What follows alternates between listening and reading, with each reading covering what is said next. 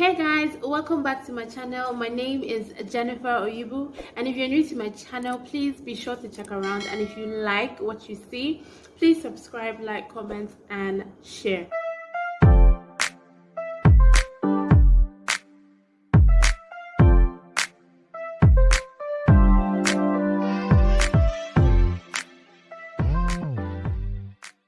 In today's video, I'm going to be talking about some myths and stereotypes that are common, especially when it comes to, persons living with disabilities. Now, stereotypes, as we all know, are common in our everyday lives, but they are most especially common when it comes to people that are living with disability. And most of the time, these stereotypes are often coined from, lack of information and misunderstanding. I have experienced some of these stereotypes for myself. I am living with a disability. I have made a video on this. I would link that video in the description box or put it up here, whichever. The first one is people with disability are seen as brave, courageous, inspirational, or special. Well, that's, for me, just because you're living with a disability does not necessarily mean that you're automatically a hero. It just means that you're living your lives, and living your lives here means like you're trying to adjust your disability for you to have a more quality of life. I get this a lot, even myself. Like, I get this when people tell me, oh, you're brave, you're courageous, you did try, all this kind of, like, people just, and then that kind of somewhat will put a pressure on you. Every time I would go through maybe a sad period in my life or go through a mental breakdown, I would always hide it. I would always want to cover it because I felt like I was always seen as being courageous, I was always seen as being brave, I was always seen as being a hero, I was always seen as being special. So I felt in my mind I had no choice than to portray that which other people saw me as. But it was just people fail to realize that you're a human being too. People fail to realize that you have feelings, that you have the same needs and dreams, and there are bad days. I mean, you're already trying to adjust to something that is going to affect you for the rest of your life. So, and there will be good days and there will be bad days, and that's just the way it is. The number two stereotypes, and this one is I can relate to this one on 100. So this one says wheelchair use is confining. Most people believe that you being in a wheelchair, because I'm a wheelchair user myself, so I have had people tell me or have this impression that I'm confined to my wheelchair. But it's not really true, because I'm like, just the way you have bicycles or cars, you can't really say that person is confined to their bicycle or their car. It's the same thing as a wheelchair. Just the way bicycles and cars are an asset, they are an assistive equipment that will take you from point A to point B and help you in terms of being more independent. That's the way using a wheelchair is too for me. Like, I see using my wheelchair as an assistive device. It's like an equipment that will help me in achieving independence a lot quicker. So it's not that I'm confined. Most people think that my wheelchair is my source of life. It is not my source of life. It's just an equipment or an assistive device that I have to use in order for me to go from point A to point B, or it's an asset that I need that will help me improve in my independence even a lot quicker, if you ask me, like I said earlier. The same goes with other disabilities. Now, disabilities does not only have to do with you not being able to walk. Disabilities range from walking, physical limitations, to mental limitations, in terms of not hearing, not talking, blindness, and other things. Third stereotype is people with disabilities are more comfortable with their own kind.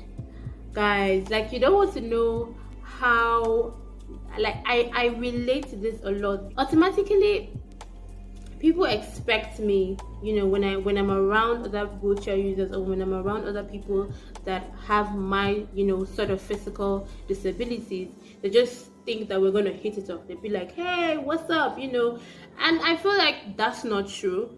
For me, on a personal level, that's not true. I personally do not have a single friend that is that has some sort of physical disability that I can say, oh, that's my close friend. I personally don't, and I feel that misconception and that misunderstanding comes in forms of where we are being grouped in separate schools and separate institutions. Now, don't get me wrong, it is relieving, and it gives some sort of relief to know, okay, there is someone that is like you, that when you're going through something, and another person, let's say generally, when you're going through something, and it's comforting to hear that you're not alone, that somebody else is going through, or somebody else has gone through what you're going through, or somebody else just kind of understands better what it's like, going through that problem or going through that situation, because they've been down that road or they are still on that road. So that's how it is for me.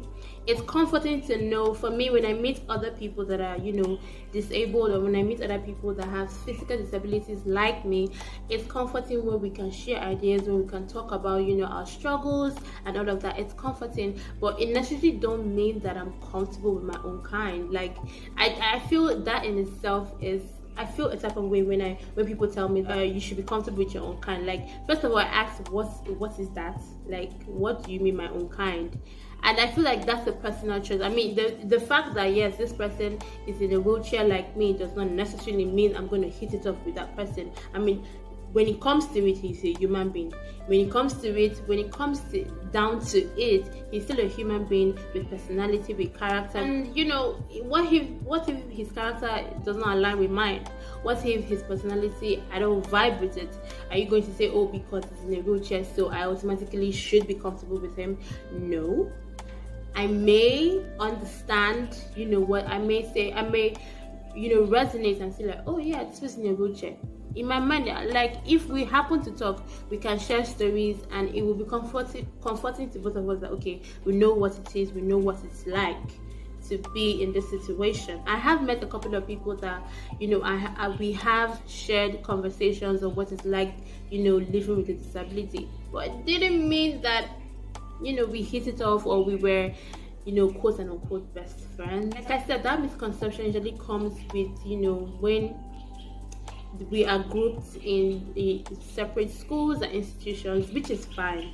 I mean, it's fine because in not a lot of our society, or in the society today, in the world today, not a lot of countries include or see persons with disabilities as part of society. So not a lot of things are being put in place, so which is why there are these separate schools and special institutions for, like, the blind, people that can't hear, and people that can't talk, and people that can't walk, wheelchair users, real high school, which is absolutely great.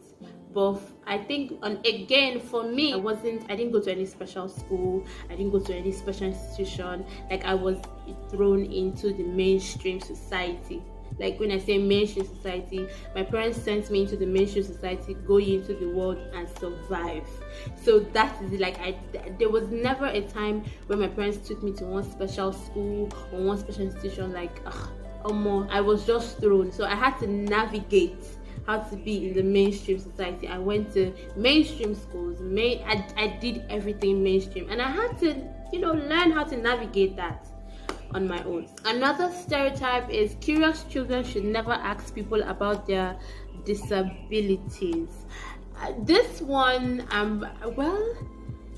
I can relate to, because I have nephews, or generally when I'm out, children are naturally drawn to me, drawn to my wheelchair, because children are children. Children have this curious, innocent thing about them, and they want to know, what is this like, so they're drawn to me. And every time I'm out, I have had kids come up to me or ask me, or when I'm around them, and say, oh, why can't you walk? Before, I used to be so icky about how to answer that. Like, children would ask you questions that most adults see as embarrassing, and I used to see that as an embarrassing, like, especially in front of people. Like, I really didn't know how to answer that question. But now, I mean, I feel like now scolding kids when they ask about disability, it makes them think that, oh, being living with disability is kind of bad. Actually, when we should actually be encouraging them. And most people with disabilities would even be more than willing to answer those questions.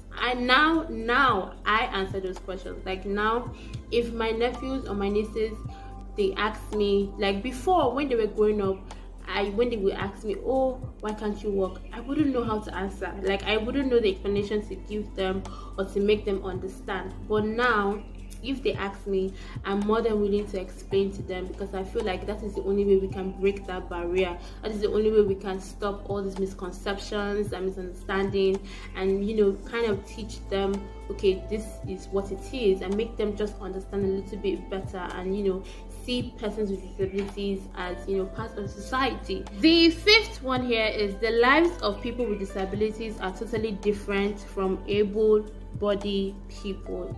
Yeah, most people think that my life, most people think I can't do almost everything, which is I'm not even joking. People think I can't do laundry, I can't tidy my room, I can't work, I can't marry.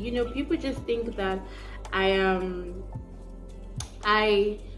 have someone that does everything for me. So sometimes when I talk to certain people and they ask me, what are you doing, and I say, oh, I'm trying to wash, or I'm trying to tidy up my room, or I'm trying to go to this place or go to that place, I get this question of, how do you do these things?